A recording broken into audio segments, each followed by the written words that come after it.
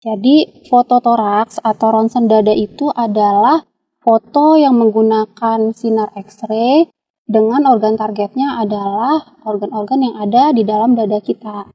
Berarti tidak semua penyakit dilakukan ronsen dada ya dok? Oh iya, tidak. Lalu apa sih dok, kapan sih kira-kira sebaiknya seorang anak tuh perlu melakukan pemeriksaan ronsen dada? Semua tindakan medis tentu harus sesuai dengan indikasinya ya. Jadi untuk pemeriksaan foto dada atau ronsen dada ini kita mungkin bisa bagi untuk 3. Lalu bagaimana dok dengan persiapannya? Apakah tidak perlu banyak persiapan misalnya puasa dan lain-lain? Oh iya.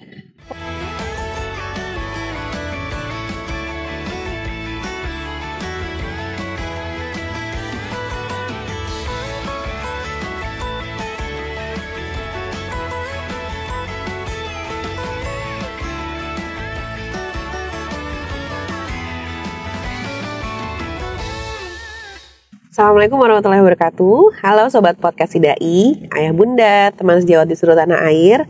Senang sekali siang hari ini saya, Dr. Andina Nirmala, spesialis anak, kembali hadir mewakili Ayah Bunda beserta Sobat Podcast IDAI untuk kembali membicarakan topik-topik yang hangat pada Podcast IDAI. Oke, pada kesempatan siang hari ini kita akan membahas topik yang juga sangat menarik nih Ayah Bunda.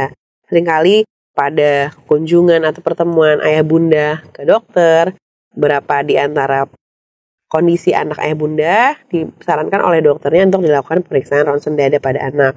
Maka pada kesempatan kali ini kita akan membahas serba-serbi tentang ronsen dada pada anak. Telah hadir di studio Podcast IDAI narasumber yang sudah tidak perlu diragukan lagi kredibilitasnya, Dr. Resita Sehati, spesialis anak. Selamat siang dok. Siang Dr. Andina. Sehat ya dok? Alhamdulillah. Baik, kita akan belajar banyak ya dok tentang ronsen dada pada anak pada kesempatan kali ini. Baik dok, sebelum kita mulai, izinkan saya untuk memperkenalkan atau membacakan CV singkat dokter terlebih dahulu ya dok.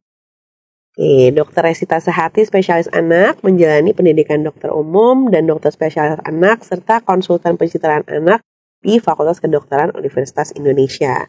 Beliau merupakan staf divisi pencitraan Departemen Ilmu Kesehatan Anak FKW RCM sejak tahun 2019 hingga sekarang. Baik dok, mungkin kita bisa mulai dari sebenarnya apa sih dok ronsen dada itu? Oh iya, Sobat Podcast IDAI ya. Selamat datang. Hari ini kita akan membahas sedikit mengenai ronsen dada atau foto toraks ya. Atau foto dada yang sering mungkin Ayah Bunda dengar atau direkomendasikan oleh dokter spesialis anak ya pada pasien-pasien.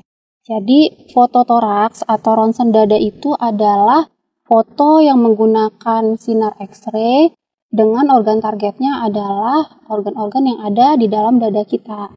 Jadi ini merupakan suatu pemeriksaan penunjang dalam diagnosis penyakit tertentu.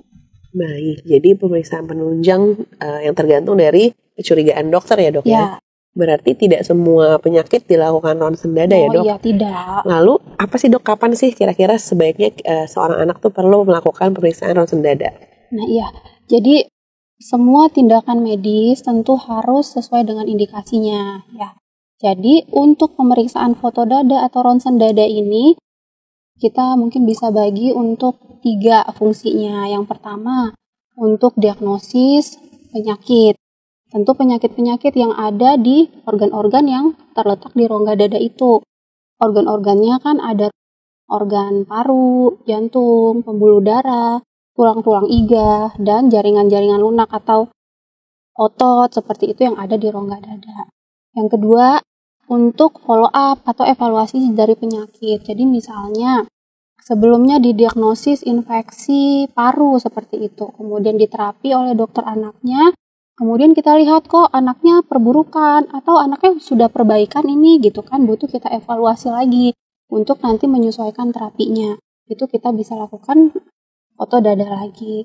Atau yang ketiga, itu pada pasien-pasien yang dirawat biasanya pasca pemasangan alat-alat tertentu. Misalnya bayi atau anak dirawat membutuhkan alat bantu nafas, kita kenal ventilator ya.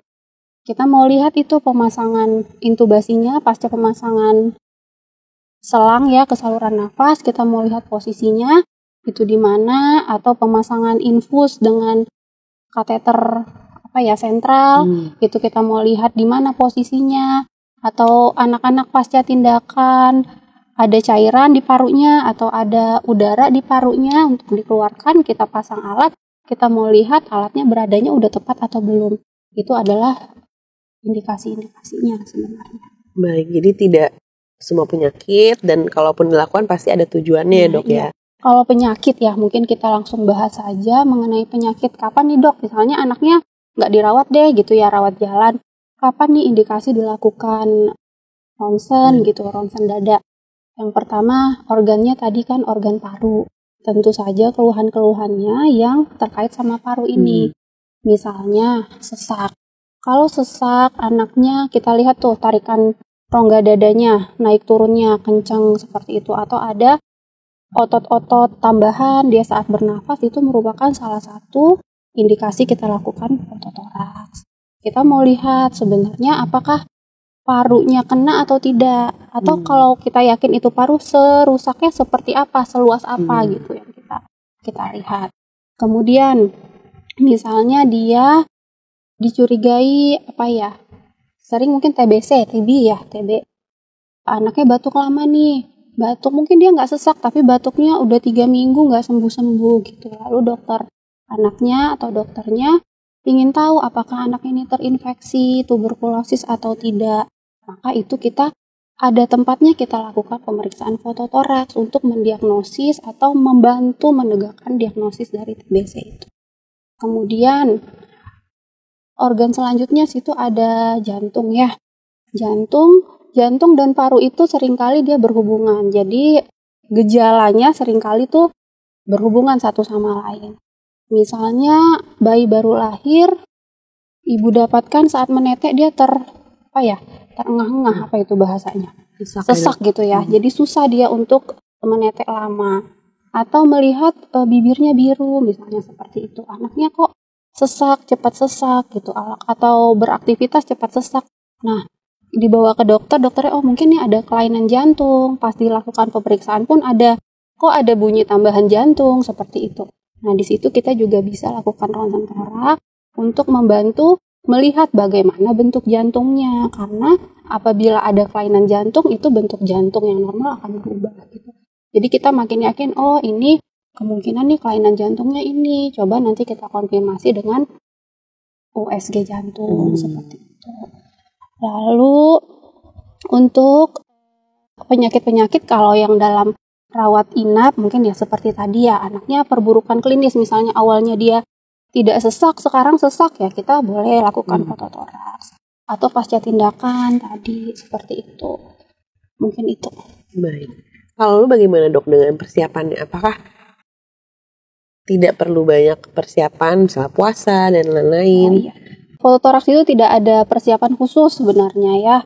Jadi kondisi seperti apa saja bisa saja, karena dia tidak butuh puasa, bisa dilakukan di mana saja sebenarnya.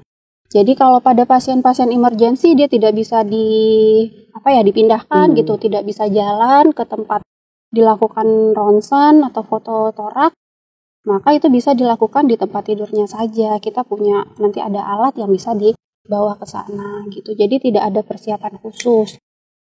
Seperti apa saja kondisinya sebenarnya bisa kita lakukan. Baik. Makin menarik ya dok topik yang kita bahas kali ini.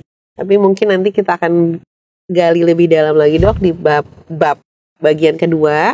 Nah, baik untuk ayah bunda dan sejawat serta sobat podcast IDAI, jangan lupa untuk saksikan bagian kedua dan topik-topik hangat lainnya dari podcast IDAI yang selalu memberikan informasi yang terakurat dari sumber yang terpercaya. Jangan lupa untuk like, share, dan subscribe akun ini, serta bagikan ke teman-teman agar dapat melihat podcast IDAI di YouTube. Sampai jumpa di bagian kedua.